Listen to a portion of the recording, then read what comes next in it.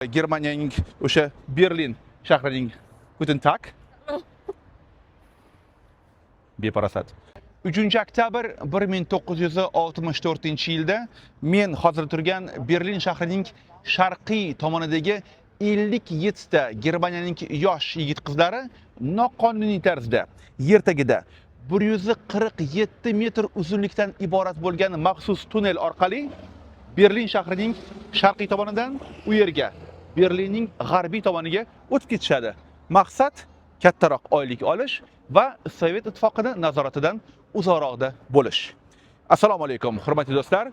Mr. Otabek TV kanaliga va Berlin shahriga, Germaniyaga qolaversa, sovuq urushning eng asosiy ramzlaridan biri bo'lgan Berlin devoriga xush kelibsizlar. Ushbu video orqali ushbu devorning tarixini qisqacha aytib berishga harakat qilaman. Voqea esa shunday bo'lgan. 1945-yilda Germaniya 2-jahon urushida mag'lub bo'lgan davlat va Berlin shahrini ikki tomonga bo'lib qo'yishadi. Men hozir turgan sharqiy Berlinni Sovet ittifoqi olib qo'yadi va bu yerga bitta zo'r nom beradi. Germaniya Demokratik Respublikasi. Demak, Berlin shahrining g'arbiy tomonini esa Amerika Qo'shma Shtatlari, Buyuk Britaniya va Fransiya olib qo'yadi va unga boshqacha nom beradi. Germaniya Federativ Respublikasi. Va 1961-yilgacha, ya'ni bu devor qurilguncha, demak, Germaniyaning o'sha demokratik qismidan federativ qismiga roppa-rosa 3,5 millionta yosh yigit-qizlar qochib ketishadi. Xohlamaydi ular shu yerda yashashni. Shundan Sovet ittifoqining rahbari Nikita Sergeyevich Xrushchev qaror qabul qiladi. Demak, bu yerda shunaqa bir devor qo'yilikki, u yoshlar u yerdan qarab, u yoqqa qarab qochib ketmasin. Va afsuski 1961-yilda mana shunday qo'rqinchli devorlar quriladi. Aslida ikkita devor bo'ladi. Ichki va tashqi.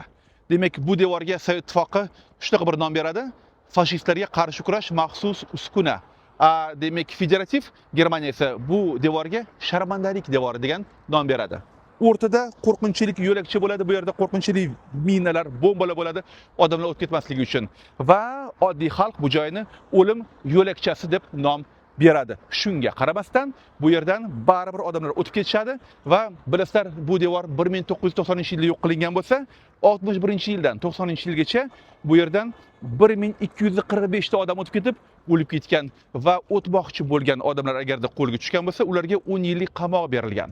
Do'stlar, Berlin devori haqidagi eng eksklyuziv faktlarni shu kunlarda birgalikda Mr. Otabek TV kanali orqali bilib olamiz. Mr. Otabek TV kanalida va Berlin devorida, Germaniyada ko'rishganda, ko'rishguncha.